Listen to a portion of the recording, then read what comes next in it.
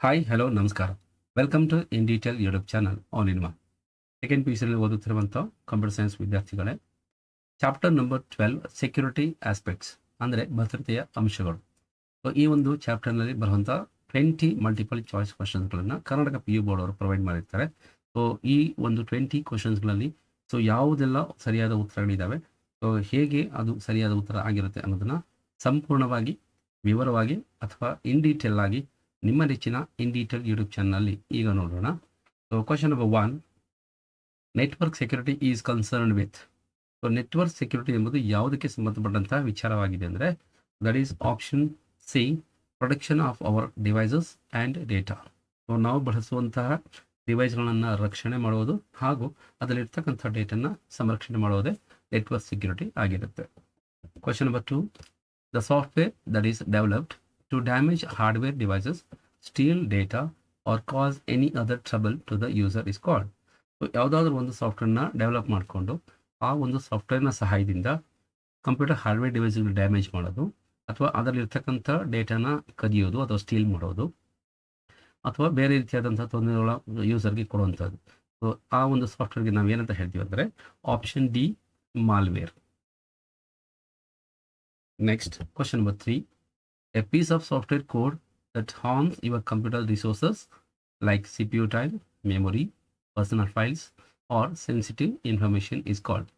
ಯಾವುದೋ ಒಂದು piece of ಸಾಫ್ಟ್ವೇರ್ನ ಡೆವಲಪ್ ಮಾಡಿಕೊಂಡು ಆ ಕೋಡನ್ನು ಬಳಸ್ಕೊಂಡು ಸೊ ಕಂಪ್ಯೂಟರಲ್ಲಿ ಸಂಬಂಧಪಟ್ಟಂತೆ ಕೆಲವೊಂದು ರಿಸೋರ್ಸಸ್ ಹೇಗೆ ಅಂತಂದರೆ so C P U time ಬಗ್ಗೆ ಅಥವಾ ಅದರಲ್ಲಿರುವ ಮೆಮೊರಿ ಬಗ್ಗೆ ಮತ್ತು ಪರ್ಸನಲ್ ಫೈಲ್ಸ್ಗಳನ್ನು ಹಾಗೂ ಸೆನ್ಸಿಟಿವ್ ಇನ್ಫಾರ್ಮೇಷನ್ನ ಮತ್ತು ಹಾರ್ಮ್ ಮಾಡೋಂಥದ್ದು. ಸೊ ಈ ರೀತಿಯ ಪೀಸ್ ಆಫ್ ಸಾಫ್ಟ್ವೇರ್ ನಾವೇನಂತ ಕರಿತೀವಿ ಅಂದರೆ that is option D, malware. Fourth question, a malware that incurs unexpected or damaging behaviour on an infected computer system. So ಮಾಲ್ವೇರ್ನಿಂದಾಗಿ ಆಗುವಂಥ ಕೆಲವೊಂದು ಅನಿರೀಕ್ಷಿತವಾದಂಥ ಅಥವಾ ಡ್ಯಾಮೇಜಿಂಗ್ ಬಿಹೇವಿಯರು ಸೊ ಒಂದು ಕಂಪ್ಯೂಟರಲ್ಲಿ ಇದೆ ಅಂತ ಹೇಳಿದ್ರೆ ಸೊ ಅದನ್ನು ನಾವು ಏನಂತ ಹೇಳ್ತೀವಿ ಅಂದರೆ that is option B, worms. Fifth question, which type of malware targets user data. ಯಾವ ರೀತಿಯಾದಂಥ ಮಾಲ್ವೇರು ಯೂಸರ್ನ ಡೇಟಾನ ಟಾರ್ಗೆಟ್ ಮಾಡುತ್ತೆ? Answer is option C, ransomware. A virus spread through email, downloading and executing files from the internet is called. So ಯಾವ ಒಂದು ವೈರಸ್ನ ಸಹಾಯದಿಂದ ಅಂದರೆ ಇಮೇಲ್ ನೋಡೋದ್ರಿಂದ ಅಥವಾ ಸ್ಪ್ರೆಡ್ ಥ್ರೂ ಇಮೇಲ್, ಡೌನ್ಲೋಡಿಂಗ್ ಅಥವಾ ಎಕ್ಸಿಕ್ಯೂಟಿಂಗ್ ಯಾವುದಾದ್ರು ಒಂದು EXE ಫೈಲ್ನ ರನ್ ಮಾಡೋದ್ರಿಂದ ಸೊ ಇಂಟರ್ನೆಟ್ಗಳಿಂದ ಆಗುವಂಥ ವೈರಸ್ಗಳು ಸ್ಪ್ರೆಡ್ ಆಗೋದು ಯಾವುದಪ್ಪ ಅಂತ ಹೇಳಿದ್ರೆ that is option B, worms. Seventh question, which type of malware records and send the collected information to an external entity without knowledge of user. So computer ಬಳಸುವಂಥ ಯೂಸರ್ಗೆ ಗೊತ್ತಾಗದ ಹಾಗೆ ಸೊ ಅವರಲ್ಲಿ ಇರುವಂಥ ಇನ್ಫಾರ್ಮೇಷನ್ಗಳನ್ನು ಕಲೆಕ್ಟ್ ಮಾಡಿಕೊಂಡು ಅದನ್ನು ರೆಕಾರ್ಡ್ ಮಾಡಿಕೊಂಡು ಎಕ್ಸ್ಟರ್ನಲ್ ಎಂಟಿಟಿ ಬೇರೊಂದು ಸೋರ್ಸ್ಗೆ ಬೇರೊಂದು ಡೆಸ್ಟಿನೇಷನ್ಗೆ ಕಳಿಸಿದ್ರೆ ಸೊ ಅದನ್ನು ಯಾವ ಟೈಪ್ ಆಫ್ ಮಾಲ್ವೇರ್ ಅಂತಂದರೆ ದಟ್ ಈಸ್ ಅ ಸ್ಪೈವೇರ್, ಗೂಢಚಾರರು ಅಂತ ಹೇಳ್ತೀವಲ್ಲ ಆ ರೀತಿಯಾಗಿ. Eighth question, which type of malware displays online advertisements using pop-ups.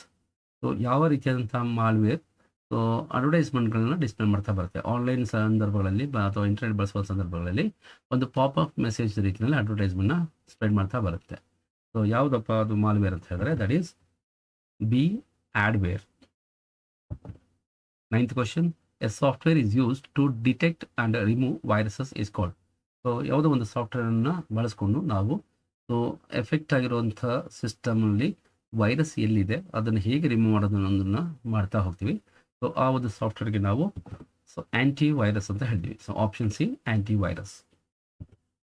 10th question, a malware or hardware used to record the keys pressed by a user on the keyboard is called. So ಸಾಮಾನ್ಯವಾಗಿ keyboard ಬಳಸುವಂಥ ಸಂದರ್ಭಗಳಲ್ಲಿ programmer ಆಗಿರ್ಬೋದು ಅಥವಾ user ಆಗಿರ್ಬೋದು ಅವರು ಯಾವುದೆಲ್ಲ ಕೀಗಳನ್ನು press ಮಾಡಿದ್ದಾರೆ ಅನ್ನೋದನ್ನು ರೆಕಾರ್ಡ್ ಮಾಡಿಕೊಂಡು ಸೊ ಅದರ ಮೂಲಕ ಹ್ಯಾಕ್ ಮಾಡುವಂಥವ್ರಿಗೆ ನಾವೇನಂತ ಕರಿತೀವಿ ಅಂದರೆ ಆಪ್ಷನ್ ಬಿ, ಕೀ ಲಾಗರ್ಸ್.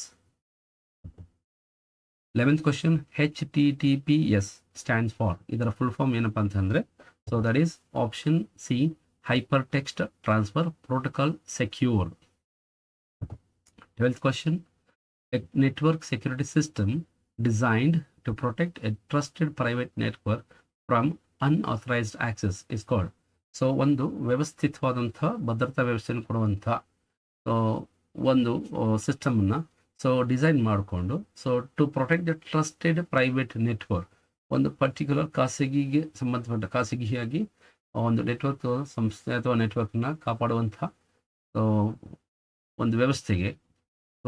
ಅದನ್ನು ನಾವು ಏನಂತ ಹೇಳ್ತೀವಿ ಅಂತಂದರೆ ಫ್ರಮ್ ಅನ್ಆಥರೈಸ್ಡ್ ಪರ್ಸನ್ಸ್, ಬೇರೆಯವರಿಂದ ಅನ್ಆಥರೈಸ್ಡ್ ಪರ್ಸನ್ಸ್ಗಳಿಂದ ಆಕ್ಸೆಸ್ ಮಾಡೋದನ್ನು ತಡೆ ಹಿಡಿಯೋದಕ್ಕಿಂತಲೇ ಇರುವಂಥ ಒಂದು ವ್ಯವಸ್ಥೆ ಏನಪ್ಪ ಅಂತೀವಿ ಅಂದರೆ that is fire wall. 13th question. A small file or data packet which is stored by website on the client's computer is called. ಯಾವುದಾದ್ರು ಒಂದು ಸ್ಮಾಲ್ ಫೈಲ್ ಆಗಿರ್ಬೋದು ಅಥವಾ ಡೇಟಾ ಪ್ಯಾಕೆಟ್ ಆಗಿರ್ಬೋದು, ಕ್ಲೈಂಟ್ ಕಂಪ್ಯೂಟರ್ನಲ್ಲಿ ಸ್ಟೋರ್ ಆಗ್ತಾ ಹೋಗುತ್ತೆ. ಯಾವುದರಿಂದ ಈ ಫೈಲ್ಸ್ ಡೌನ್ಲೋಡ್ ಆಗಿ ಅಥವಾ ಕ್ಲೈಂಟ್ ಕಂಪ್ಯೂಟರ್ ಸ್ಟೋರ್ ಆಗ್ತಿದ್ರೆ ಬಿಕಾಸ್ ಆಫ್ ದಟ್ ವೆಬ್ಸೈಟ್, ಆ ಪರ್ಟಿಕ್ಯುಲರ್ ವೆಬ್ಸೈಟ್ಗಳಿಂದ ಈ ರೀತಿ ಬರುತ್ತೆ. ಅದನ್ನು ನಾವು ಏನಂತ ಕರಿತೀವಿ ಅಂದರೆ option C, cookies. 14th question. Choose the item not belonging to the group. ಈ ಕೆಳಗಿನವುಗಳಲ್ಲಿ ಗುಂಪಿಗೆ ಸೇರಿದ ಪದವನ್ನು ನಾವು ತೆಗಿಬೇಕಾಗುತ್ತೆ. Firewall, virus, worms, ransomware ಅಂತ ಇದೆ.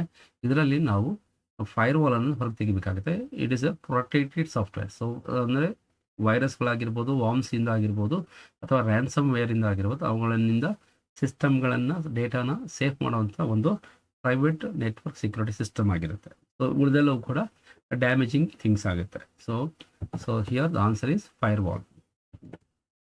15th one. Which type of a firewall placed on a computer to monitor the network? ಯಾವ ರೀತಿಯಾದಂಥ ಫೈರ್ವಾಲನ್ನು ನಾವು ಕಂಪ್ಯೂಟರಲ್ಲಿ ಪ್ಲೇಸ್ ಮಾಡಬೇಕಾಗುತ್ತೆ ಟು ಮಾನಿಟರ್ ದ ನೆಟ್ವರ್ಕ್. ಇರುವಂಥ ನೆಟ್ವರ್ಕ್ನ ಮಾನಿಟರ್ ಮಾಡಬೇಕಂತಂದರೆ ಯಾವ ರೀತಿಯದ್ದು ಅಂದರೆ ಆಪ್ಷನ್ ಸಿ, ಹೋಸ್ಟ್ ಬೇಸ್ಡ್ ಫೈರ್ವಾಲನ್ನು ನಾವು ಆ ಕಂಪ್ಯೂಟರಲ್ಲಿ ಇನ್ಸ್ಟಾಲ್ ಮಾಡಬೇಕಾಗುತ್ತೆ. 16th one. The person with the skill to take control of others computer system he is called. ಒಬ್ಬ ವ್ಯಕ್ತಿಗೆ ಒಂದು ಸ್ಕಿಲ್ ಇದೆ, ಒಂದು ಏನಪ್ಪ ಅಂದರೆ ಕೇಪಬಿಲಿಟಿ ಇದೆ to take control of others computer system, ಬೇರೆಯವರ ಕಂಪ್ಯೂಟರ್ನ ಕಂಟ್ರೋಲನ್ನು ತಾನು ಕಂಟ್ರೋಲ್ಗೆ ತಗೊಳ್ಳೋದು. ಈ ರೀತಿಯಾದಂಥ ವ್ಯಕ್ತಿತ್ವ ಅಥವಾ ವ್ಯಕ್ತಿನ ಏನಂತ ಕರಿತೀವಿ ಅಂತಂದರೆ option D, hacker. Hackers with good intention are called. ಹ್ಯಾಕರ್ಸ್ಗಳಿಗೆ ಏನಾದರೂ ಒಳ್ಳೆಯ ಉದ್ದೇಶ ಇಟ್ಕೊಂಡು ಅವರು ಹ್ಯಾಕಿಂಗ್ ಮಾಡಿದ್ರೆ ಅಂಥವ್ರಿಗೆ ನಾವು ಆಪ್ಷನ್ ಬಿ, ವೈಟ್ ಹ್ಯಾಟ್ಸ್ ಅಂತ ಕರಿತೀವಿ. 18th one. If hackers use their knowledge to unethically break the rules or laws, then they are called. ಇರುವಂಥ ಹ್ಯಾಕರ್ಸ್ಗಳಲ್ಲಿ ಯಾರಾದರೂ ತಮ್ಮ ನಾಲೆಡ್ಜನ್ನು ಅನ್ಎಥಿಕಲಿ ಲಾಗಳನ್ನು ಅಥವಾ ಇರುವಂಥ ಪ್ರೋಟೋಕಾಲ್ನ ಬ್ರೇಕ್ ಮಾಡೋದಕ್ಕೆ ಏನಾದರೂ ಬಳಸಿದ್ರೆ ಅಂಥವ್ರಿಗೆ ನಾವು ಬ್ಲ್ಯಾಕ್ ಹ್ಯಾಟ್ಸ್ ಅಂತ ಕರಿತೀವಿ. 19th one. DOS stands for. ಇಲ್ಲಿ ಡಾಸ್ ಅಂತ ಹೇಳಿದ್ರೆ ಡೇನಿಯಲ್ ಆಫ್ ಸರ್ವಿಸಸ್ ಅಂತ ಬರುತ್ತೆ. ಇನ್ನೊಂದು ಸಾಫ್ಟ್ವೇರ್ ಸಂಬಂಧಪಟ್ಟಂಗೆ ಹೇಳೋದಾದರೆ ಡಾಸ್ ಅಂತ ಹೇಳಿದ್ರೆ that is disk operating system, but ಇದು ಸೆಕ್ಯೂರಿಟಿ ಆಸ್ಪೆಕ್ಟ್ ಆಗಿರೋದ್ರಿಂದ ಇದು ಡೇನಿಯಲ್ ಆಫ್ ಸರ್ವಿಸಸ್ ಅಂತ ಹೇಳ್ತೀವಿ. Last question. Snooping means. Snooping ಅಂದರೆ ಏನು? ಸ್ನೂಪಿಂಗ್ ಅಂತಂದರೆ option C, secretly listening to a conversations. ಯಾರಾದರೂ ಕಾನ್ವರ್ಸೇಷನ್ ಮಾಡ್ತಾ ಇದ್ರೆ ಅದನ್ನು ಕದ್ದು ಕೇಳುವಂಥದ್ದು ಅಂತ ನಡೆಯುತ್ತೆ. ಈ ರೀತಿಯ ಕದ್ದು ಕೇಳುವಂಥ ಪ್ರೋಸೆಸ್ಗೆ ನಾವು ಸ್ನೂಪಿಂಗ್ ಅಂತ ಹೇಳ್ತೀವಿ. ಇಲ್ಲಿವರೆಗೆ 20 ಮಲ್ಟಿಪಲ್ ಚಾಯ್ಸ್ ಕ್ವಶನ್ಗಳನ್ನ ಡಿಸ್ಕಸ್ ಮಾಡಿದ್ದಾಗಿದೆ. ಈ ಒಂದು 20 ಕ್ವಶನ್ಸ್ಗಳಿಗೆ ಇರುವಂತಹ ಆನ್ಸರ್ಗಳಲ್ಲಿ ಏನಾದರೂ ಡೌಟ್ ಇದ್ದರೆ ಕ್ಲಾರಿಟಿಗೋಸ್ಕರ ನೀವು ಕಮೆಂಟ್ಗಳನ್ನು ಹಾಕ್ಬೋದಾಗುತ್ತೆ. ಕಮೆಂಟ್ ಹಾಕೋದ್ರ ಮೂಲಕ ಇನ್ನೂ ಪ್ರೋತ್ಸಾಹ ಮಾಡಿ ಬೇರೆ ಬೇರೆ ಟಾಪಿಕ್ಗಳ ಬಗ್ಗೆ ವಿಡಿಯೋಗಳನ್ನು ಮಾಡೋದಕ್ಕೆ ಸಹಕಾರಿಯಾಗುವಂತೆ ತಮ್ಮಲ್ಲಿ ಈ ಮೂಲಕ ಕೇಳ್ಕೊತಾ ಇದ್ದೀವಿ. ಈ ವಿಡಿಯೋ ಸಂಪೂರ್ಣವಾಗಿ ನಿಮಗೆ ಇಷ್ಟವಾಗಿದ್ದಲ್ಲಿ ಲೈಕ್ ಮಾಡಿ, ಶೇರ್ ಮಾಡಿ, ಸಬ್ಸ್ಕ್ರೈಬ್ ಆಗಿ, ಹಾಗೂ ನಿಮ್ಮ ಉಳಿದಂಥ ಎಲ್ಲ ಸ್ನೇಹಿತರಿಗೂ ಈ ವಿಡಿಯೋಗಳನ್ನು ಶೇರ್ ಮಾಡಿ, ಎಲ್ಲ ವಿದ್ಯಾರ್ಥಿಗಳವರಿಗೆ ತಲುಪುವಂತೆ ಈ ವಿಡಿಯೋನ ಶೇರ್ ಮಾಡಿ ಅಂತ ಕೇಳ್ಕೊತಾ ಇದ್ದೀನಿ. Thank you for watching in detail YouTube channel all in one. Thank you so much.